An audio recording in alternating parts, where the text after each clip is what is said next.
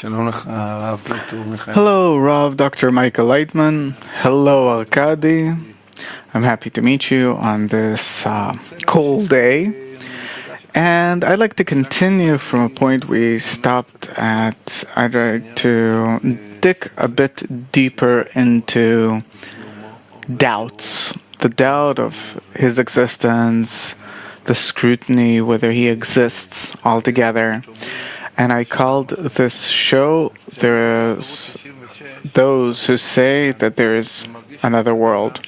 When I open channel 66, I feel that in parallel to the world that I live in, there's something else in my world. My world is, you know it. It's strange. Your world. My world, that's disconnected from spirituality, and I feel strange, gray, competitive, pressuring. At a certain point, a small feeling awakens in me, and then it immediately disappears, and then I see you talk there on the television at night from the screen. That's usually selling me something else, advertisements and so on. And then I see you talk with great determination about something that feels as another world that exists in parallel with this imaginary world that I live in, a different world, opposite to what I was taught at home, at least, or at school, a world in which most of the time we scrutinize love. This is what I feel that we're doing here. So I went on a bit philosophical questions, less emotions, but how is it different from our imaginary world? Your world. The whole of creation is the will to enjoy. I like what I enjoy, and what I can't enjoy, I either don't see, don't feel, or I feel that I don't enjoy it, and it scrutinizes in me, awakens in me feels of rejection, of hatred. So it's all either love or hatred towards what you love or don't, or what you suffer from. This is how everything's clear. In our world, it's a person inside himself that scrutinizes what's good, what's bad for him, and this is how he gets along in the world. And scrutinizes what's worthwhile, what's not, more or less. You have to pay for each and everything. There's another perception of reality, what the wisdom of Kabbalah explains to us about, that there we work not in accordance with what I enjoy, but I as if clothe in other people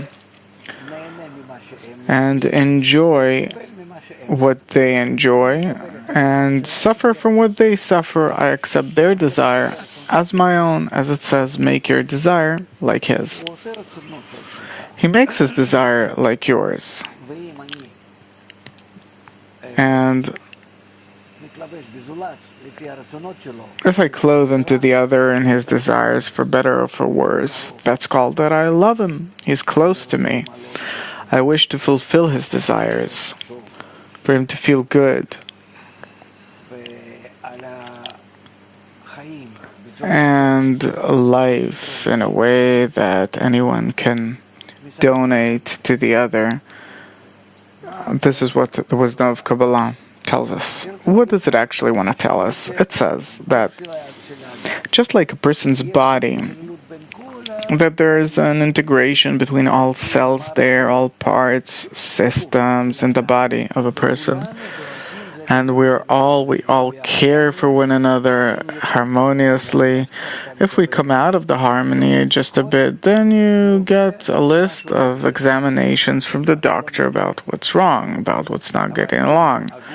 But if the body is operating ideally, then each passage, each parts feel the other parts. You know what harmony is from music. So it's the equivalence, compensation, completion, connection, mutual care and concern for the general existence. So the wisdom of Kabbalah says that this way, like ideally, matter has to exist on the levels of still, vegetative, inanimate in our world. We, human society, want to reach it in the relations between us. That we're all egoists. And then all of us has to reach a state where we're all interconnected between us. And the world's advancing toward it, whether we want it or not. It's necessary for us to reach a state that nature will necessitate us. We'll see how we suffer as a result of rejecting each other, hating each other, and the suffering will force us to change. To see either it's a great suffering or I connect to you. No choice. And then I connect. But how much suffering do you need in order to reach this consciousness? Maybe many years.